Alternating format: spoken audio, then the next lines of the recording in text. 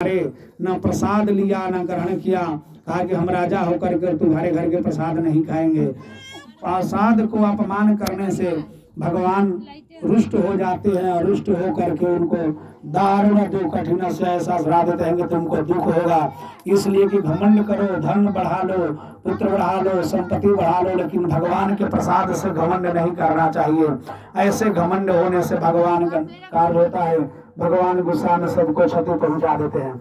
ऐसे ही दशा देख करके भगवान के दया दृष्टि हुई और नर्मता न करने से उनके घर में 100 पुत्र था, सब के सब छटपटाने लगा, धन संपत्ति विघ्न बाधा होने लगी। मन में विचार किए अंत में कि जो भी भगवान का मैं व्रत देखा, जो कार्य किया, उसमें मन विचलित किया कि आज से जो भी हमें मन में विचार हुआ कि पहले नदी के किनारे पर जाएंगे, जंगल में कथा सुनेंगे, प्रसाद खाएंगे, तब हमारा काम होगा। राजा ऐसा मन में विचार करके आगे को बढ़ते लगे। जा करके जंगल में केदली फल, ऋतु फल, केदली फल, सकरा, धृत, गौचूर्ण इकट्ठा किए, भाई बंधु को बुलाकर कथा सुने। कथा के प्रभाव से भगवान प्रसन्न होकर के राजा का जो जो कमी था सब परिपूर्ण कर दिए, सबके सब पहले के समान धीरे धीरे होने लगा। ऐसे मन में विचार करके राजा इच्छा पूर्ति प्राप्ति के लिए सर्वदेवता के कार्य करने के लिए मन विचार किए और आगे को बढ़ने लगे। अब देखिए जब ही वहाँ विप्र देवता का कार्य किए, कथा सुनने से धन मिला। विप्र देवता भिक्षा मांग करके जो व्रत किए थे वही दूसरा जन्म में सुदामा जी बने। अपना ही बात कार्य करने के लिए अपना मित्र का कुछ हिस्सा खा गए थे कृष्ण जी का, इसलिए बहुत सा दुख हुआ। युवावस्था में ना कुछ मिला खाने के लिए, ना पाने के लिए, ना पढ़ने के लिए। फिर भी सुदामा जी के कार्य करने पर उनके पत्नी कही कि हे स्वामी, द्वारिकाधीश के पास जाइएगा तो कुछ न कुछ धन मिलेगा, उससे भोजन हो जाएगा।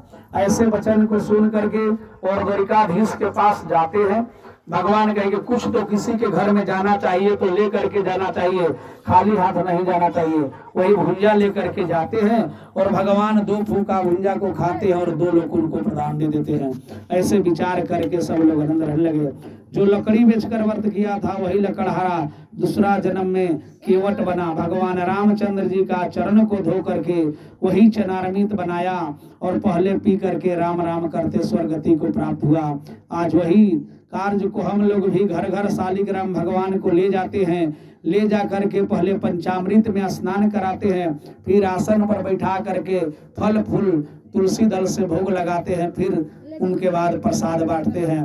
पहले पंचामृत इसलिए देते हैं कि भगवान का चरण पादुका इसमें धुआ गया, इसलिए चरणार्मित हो गया और सब तरह से कल्याण होने लगता है, इच्छा पूर्ति की प्राप्ति होने लगता है। ऐसे ही मन में श्रद्धा भक्ति से कार्य उनका भी सफलता होने लगी।